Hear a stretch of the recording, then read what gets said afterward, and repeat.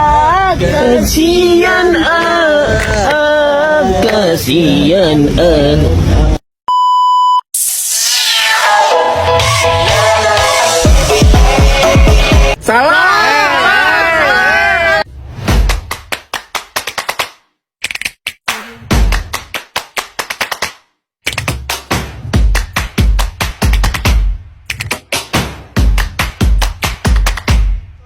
Assalamualaikum warahmatullahi wabarakatuh. Selamat datang di DMSWC.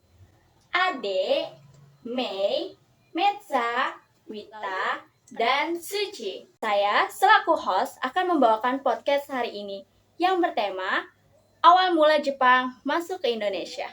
Sebelumnya, Ade dan Suci, apakah kalian menjelaskan pengertian sejarah menurut Muhammad Yamin dan Ibnu Khaldun?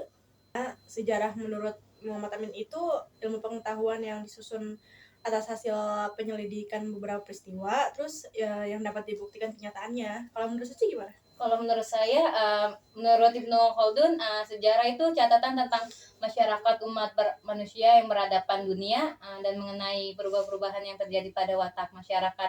Dan Jepang mendarat pertama kali di Indonesia pada 11 Januari tahun 1942, tepatnya di Tarakan, Kalimantan Timur. Jadi sejarah itu catatan tentang peradaban dunia. Iya, benar. Lalu, kenapa Jepang diterima masuk ke Indonesia? Karena Jepang mau membantu rakyat Indonesia dari penjajahan Belanda dan Jepang tetap mempertahankan organisasi MIAI, sehingga Jepang diterima baik oleh rakyat Indonesia dan telah dianggap sebagai saudara. Begitu. Lalu, alasan Jepang tidak membubarkan MIAI apa? Jepang ingin mengambil simpati umat muslim Indonesia agar mau mendukung Jepang dalam perang melawan negara barat. Hal ini karena pemerintah Belanda tak menyukai umat Islam di Indonesia dan masalah ini dimanfaatkan oleh Jepang. Tapi selain itu Jepang juga meneruskan aksi propaganda yang bertujuan meyakinkan rakyat Indonesia bahwa kedatangan Jepang itu memiliki niat untuk membantu rakyat terbebas dari penjajahan Belanda. Jadi begitu. Lalu, apa tujuan Jepang masuk ke Indonesia? Tujuan Jepang masuk ke Indonesia untuk mendapatkan minyak sebagai bahan bakar perang dan mendapatkan tenaga kerja paksa dari rakyat Indonesia. Iya sih, Indonesia termasuk ke dalam negara minyak terbesar. Lalu, apa aja sih dampak Jepang masuk ke Indonesia? Kehidupan sosial rakyat Indonesia pada masa Jepang justru lebih memprihatinkan. Rakyat Indonesia dipekerjakan secara paksa untuk menyelesaikan proyek Jepang dalam rangka persiapan perang.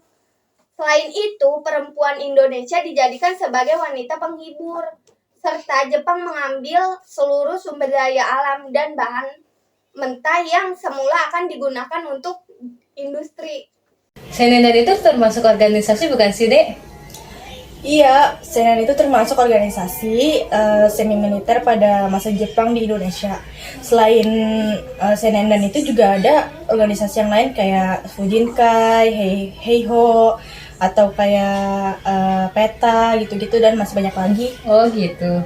Terus organisasi Seinen dan itu berfungsi untuk apa, Wita? Untuk membantu pertahanan di daerah. Terus kalau Keibodan, Fujinkai, PETA, Heiho itu berfungsi sebagai apa yang kamu tahu, Mei? Kalau Keibodan untuk membantu tugas polisi dan memelihara keamanan. Terus kalau Fujinkai itu untuk wanita yang membantu untuk perang melawan sekutu. PETA untuk yang belum tahu kepanjangannya yaitu pembela tanah air. Nah, itu bertugas untuk mempertahankan tanah air Indonesia. Kalau Heiho untuk membantu kesatuan angkatan perang pemerintahan militer Jepang. Apa sih, Ci, semboyan dari MIAI? Jadi semboyan Majelis Islam ala Indonesia atau MIAI itu adalah berpegang teguhlah kamu sekalian pada tali Allah dan janganlah kamu berpecah belah. Majelis Islam Al Indonesia itu apa sih, Wit? Majelis Islam Al Indonesia atau MIAI adalah badan federasi bagi ormas Islam yang dibentuk pada hasil pertemuan tanggal 18 sampai tanggal 21 September tahun 1937. MIAI mengordinasikan berbagai kegiatan dan menyatukan umat Islam di Indonesia dalam menghadapi politik Belanda, terus juga seperti menolak undang-undang tentang perkawinan, terus juga harus wajib militer bagi umat Islam. Seperti itu deh. Ya.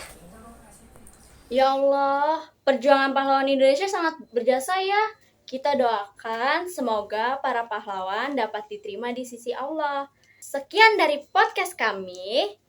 Bye-bye.